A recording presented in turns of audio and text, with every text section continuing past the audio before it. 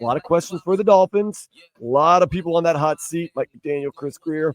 Some people would even say number 10, Tyreek Hill on the hot seat. I know our dude, David Hyde, over at the Sun Sentinel wrote an article this week, Trade Tyreek.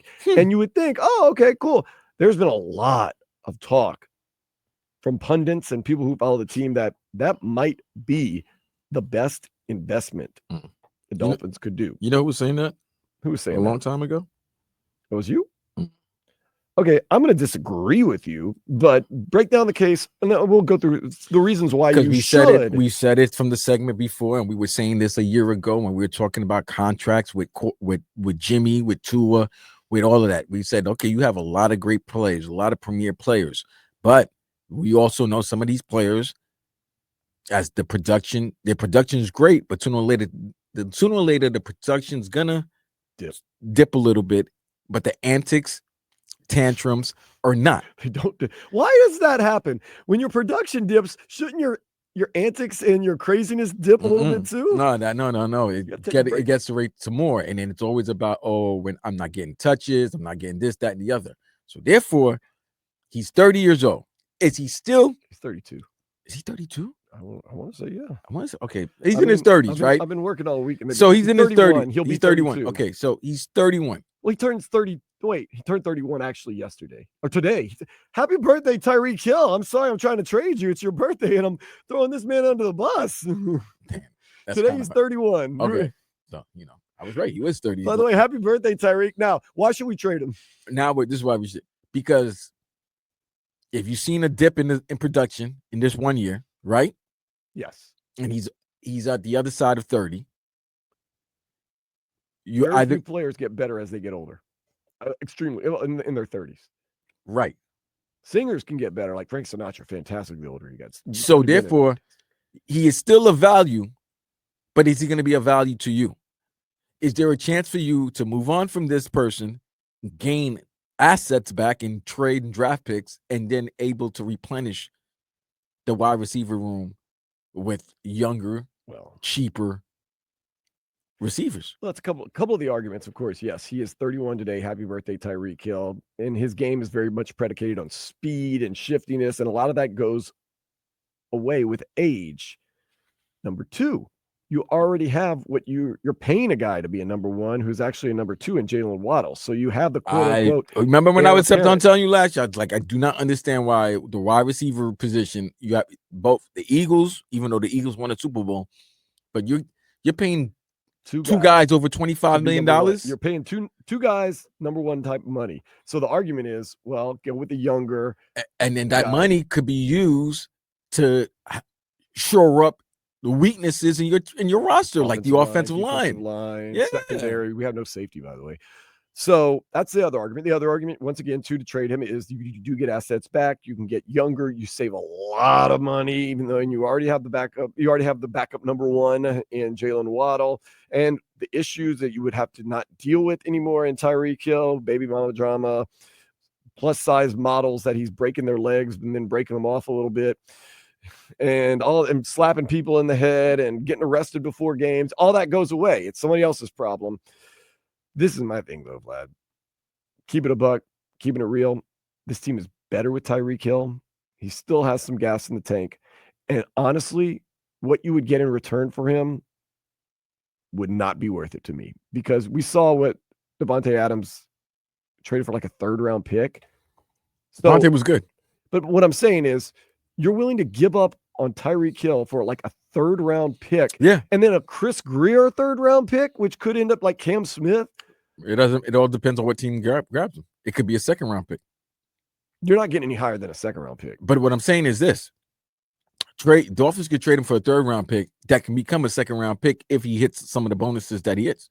So you're going to give up on a guy who's had 1,700-yard seasons, voted the best player in the league. That was a year ago. I know I understand the aging thing, but for an unknown, once again, like we said, you're going to give up a sure thing. That was a year ago. You're going to give up a sure thing for an unknown. Yeah, we do that all the time. The NFL does that all the time. I just don't think. I think the Dolphins are a worse team if they were to trade Tyreek today. Okay, they're a worse team. Are they a championship winning team right now with Tyreek?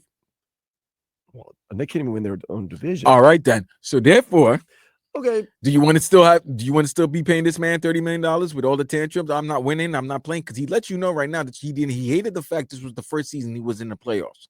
Well, okay. Do you believe that last year was what? Was circumstantial, or that was really the true team that you were seeing out there? I said it last year. This is not the year. This is not the team that they wanted to present. But if there was a year to, crap the bed, it would have been last year. You know why? Because the extensions don't kick in until this year. Now, 2025 is the biggest year for the Dolphins, and definitely the biggest year in Mike McDaniel's tenure with the Dolphins, because all those extensions kick in. That means everybody. That means that contract of Tua, Waddle, Tyreek, Jalen Ramsey, and Mike McDaniel all real quick kicking this season. I got to ask you this. So therefore, if you don't win, so everybody's locked in. Let's say you go nuclear this year and end up like the Jets did last year.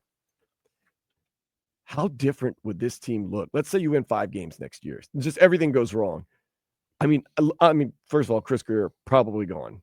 I say probably. I would say surely gone, but you never know what these are. Chris Greer, let's say flat 5 wins next year, and not really even impressive wins. You're effed. Chris Greer's gone. You're effed. Mike McDaniel's probably fired also. Yeah, but you got to pay him that guarantee money. I know. Tua's still your quarterback. Tyreek probably gone. Okay, then. So that's it. A lot of y'all don't make the playoffs next season. No, but I'm saying nuclear. Do you even maybe shop even Tua around if that's the case? Dude, this week the rumor was Tua for Matthew Stafford. Wow, and people were really into the fact of grabbing Matthew Stafford to come down here and trade Tua to LA. Okay, as a Dolphins fan, would you be upset for a Tua Matthew Stafford trade? Okay, how would you say this though? As a Rams fan, how would you feel? So take it out. Rams fan. Take out your personal. So you'd be no. Actually, I would look at it this way: as a Ram fan, I wouldn't be upset. First, I'll tell you why. I have a young quarterback who's 10 to 11 years younger than Stafford. Second, he's already paid. Stafford's looking to get me for another 5 years at 37 years old. I got this guy. He hasn't even hit 30 yet. Third, you know how much how much Samoans are gonna come to my games now? The big Polynesian fan base. As a Rams fan, you don't care about that. Money. Yeah, at the Rams, you're gonna care about that. And the Rams would. I'm not talking organization. Rams are gonna get. If I look at it, yeah, Matthew Stafford, it was great. 4 years, it was great. You got me a championship. But guess what? We have a young team now. I can have the Puka Tua connection. Woo! That'd be great. That'd be a great tag team. If you're a Rams the Oos brothers, that's what they would call them, Puka and Tua. And if you're the Dolphins, you got to look at it this way. I got a quarterback who's a little bit more durable, even though he's old as fart, but he's more durable. He's a Super Bowl winning no question quarterback. About his pedigree and his. I have no pedigree. I have no question about his pedigree. I have no question about him playing in the cold, throwing the ball in the cold. Like we've seen that. And he's going to know how to use those receivers. So because he's not short, he's tall, so he's going to be able to see those receivers. 305-567-0560 or the YouTube or the Twitch. As a Dolphins fan, how would you feel about a Matthew Stafford for Tua Tagovailoa trade? Man, I'm kind of torn on this one right now. It's just, Matthew Stafford it'd be a short ride, but what does it say? I'm not here for a long time. I'm here for a good time. It would be a good ride. That's basically what you have right now with the nucleus that you have. The Dolphins really only have they got to show something this upcoming season. Chris Greer is wanting to stay for a long time, but he might be here for a short time. So he might want to party like that. And the other thing about it is that like you were talking about the Jet situation. One thing I would give our former general manager Joe Douglas credit: he did not leave the cupboard bare. You understand what I'm saying? He left the Jets with a lot of assets and money under the cap that if they were willing to, when they let the Aaron Rodgers go, they let Devontae Adams go, there's players that they can let go. They're going to have nearly $70 million added to their cap. And the cap has already gone up $22 million this upcoming season. So the Jets are going to be a team that have money. I do not believe the Dolphins are a team that's going to have a lot of money to make some moves. They'll have money to make moves, but not anything significant. at least to my understanding, right No. as of now. The salary cap is going up, and they've cut some people like Raheem Mostert. Right, they cut and Mostert, Fuller and stuff right, like that. and then you probably figure they're not going to sign Javon Holland. And by the way, Teron Armstead restructured his deal for a veteran minimum with the option of possibly rejoining the team, but Mike McDaniel said that the team is going to act as if he's not returning. He was on Colin Cowherd's show the other day. And it sounds like the Dolphins are moving on from Teron, not Teron moving on from the Dolphins. Duh. Yeah, I'm just saying. Like how long are you going to wait for that? I'm just saying. Look, man. So they're on it. They on the clock hard body, but it's really on them. There could be a body count at the end of this season. Oh, dude. There's always a body count. There's always no. I mean, they're trying to give a body count to the Kansas City Chiefs right now for losing the Super Bowl one time in 3 years. If they don't win a playoff game, they don't get to the playoffs or anything like that, it's going to be multiple bodies on the streets in Miami. Ooh, we're not talking about the old Cocaine Cowboys days. No. There's going to be multiple bodies.